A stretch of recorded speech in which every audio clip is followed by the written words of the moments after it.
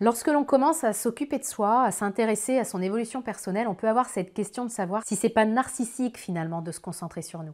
Les autres peuvent aussi nous renvoyer cette image en disant que maintenant on ne s'occupe plus que de nous, on ne regarde plus que notre petit nombril et que peut-être nous sommes en train de devenir narcissiques. Alors comment savoir si je suis narcissique? Je vous réponds dans cette vidéo.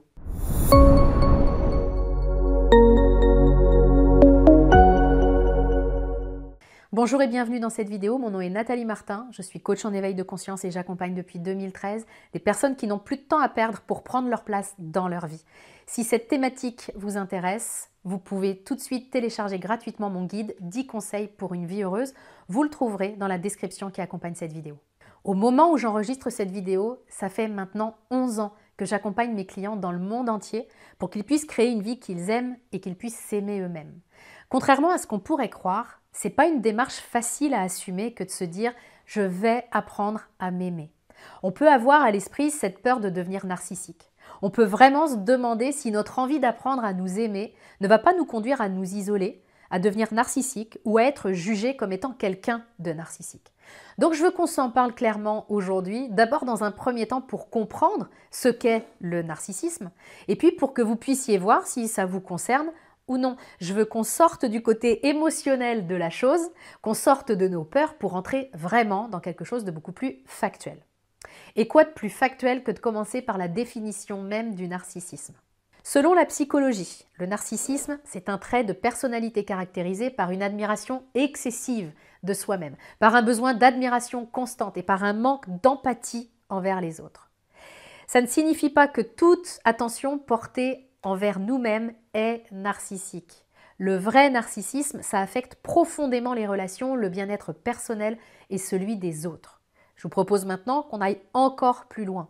Je vais vous donner quelques critères factuels pour identifier le narcissisme. Alors avant que je vous les donne, je veux faire une précision importante. Nous ne sommes pas là pour vous juger.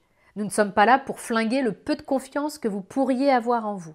L'idée, c'est simplement de savoir de quoi on parle et d'avoir de la clarté sur ce sujet du narcissisme. À savoir, est-ce que je suis concernée ou non? Si je suis concernée, je pourrais avoir la liberté d'évoluer. Si je ne suis pas concernée, alors l'idée c'est d'arrêter de mettre de l'énergie sur le sujet, d'arrêter de me faire des nœuds au cerveau, de me demander si je suis narcissique ou non, parce que toute l'énergie que je mets là-dessus, sur cette question du narcissisme alors que ça ne me concerne pas, c'est de l'énergie que je ne peux pas mettre à construire et à avancer vers ce qui compte vraiment pour moi. Je vais donc vous donner quelques critères pour que vous puissiez avoir de la clarté sur le fait que vous soyez concerné ou non par le narcissisme.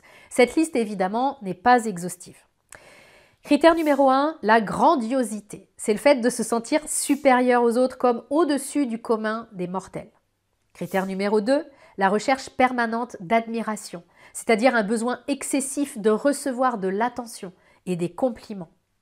Critère numéro 3, le manque d'empathie, c'est-à-dire une immense difficulté à reconnaître les besoins et les émotions des autres, une immense difficulté à les prendre en compte. C'est comme s'ils n'existaient pas, comme s'ils ne comptaient pas. Critère numéro 4, l'exploitation, l'utilisation des autres. Une personne narcissique utilise chaque relation dans son propre intérêt. Les autres doivent lui servir à quelque chose, sinon il n'y a aucun intérêt à entretenir une relation. Critère numéro 5, la jalousie. Une personne narcissique voit les autres comme des rivaux et elle croit que tout le monde est intensément jaloux de sa personne, de ses réalisations et de ses possessions. On vient donc de voir 5 critères du narcissisme et je vous propose que nous ne nous arrêtions pas là. Parce que le but, c'est pas de vous donner une étiquette, c'est pas non plus de donner une étiquette aux autres. Nous sommes tellement doués pour observer davantage les autres que nous-mêmes. Je vous propose donc de ne pas aller sur ce terrain-là. L'idée, c'est pas de savoir si votre père, votre sœur, votre voisin de palier est narcissique ou non. L'idée, c'est d'utiliser ces critères pour identifier vos propres leviers d'évolution, ceux qui font le plus de sens pour vous aujourd'hui. Voici donc le plan de match que je vous propose. Réécoutez ces 5 critères et évaluez à quel degré est-ce qu'ils vous concernent. On peut prendre l'exemple du critère numéro 1, la grandiosité. L'immense majorité des personnes que j'accompagne sont très loin de se trouver grandioses. C'est d'ailleurs pour ça bien souvent que nous travaillons ensemble. Elles ont beaucoup plus l'habitude de se mépriser elles-mêmes et de ne s'accorder aucune valeur. Donc le critère numéro 1, c'est un critère qui ne va pas vraiment concerner l'immense majorité des personnes que j'accompagne en coaching. elles vont être beaucoup plus concernées par le critère numéro 2, par une recherche permanente de reconnaissance, de validation de la part des autres, pour une raison à la fois simple et complexe, qui est qu'elles n'arrivent pas à se donner de la reconnaissance. Elles cherchent sans cesse à l'extérieur ce qu'elles n'arrivent pas à se donner à elles-mêmes. Et le fait de travailler sur ce sujet en coaching, ça ne fait pas d'elles des personnes narcissiques, parce qu'elles ne cochent pas les 5 critères que je viens de vous donner. En revanche, elles vont devenir des personnes indépendantes. Indépendantes du regard des autres, et donc complètement libres d'être qui elles sont et de se reconnaître elles-mêmes leurs propres valeurs. Les personnes que j'accompagne sont également concernées par le critère numéro 5. Pas forcément dans le sens où elles considèrent que les autres les jalousent, mais beaucoup plus dans le sens inverse, à savoir par le fait qu'elles jalousent énormément les autres et on s'en parle librement, il n'y a pas de jugement derrière ça. J'ai moi-même énormément jalousé les autres femmes à un moment de ma vie où je ne m'aimais pas du tout. Ce sentiment de jalousie était vraiment exacerbé chez moi. Quand je croisais dans la rue une femme belle, charismatique, qui avait l'air d'avoir réussi, qui avait l'air d'avoir de l'argent, c'était horrible pour moi. J'espérais au moins qu'elle était belle ou chiante ou malheureuse en amour pour qu'il y ait une justice. J'en parle avec humour aujourd'hui, mais c'était une vraie source de souffrance pour moi à cette époque. Et c'est une source de souffrance pour beaucoup de femmes que j'ai la chance d'accompagner. À travers ces 3 exemples, des critères qui concernent les personnes que j'accompagne, vous aurez compris le principe que je vous invite à explorer aujourd'hui. Ne vivez pas cette vidéo en mode binaire. Je suis narcissique ou je ne le suis pas.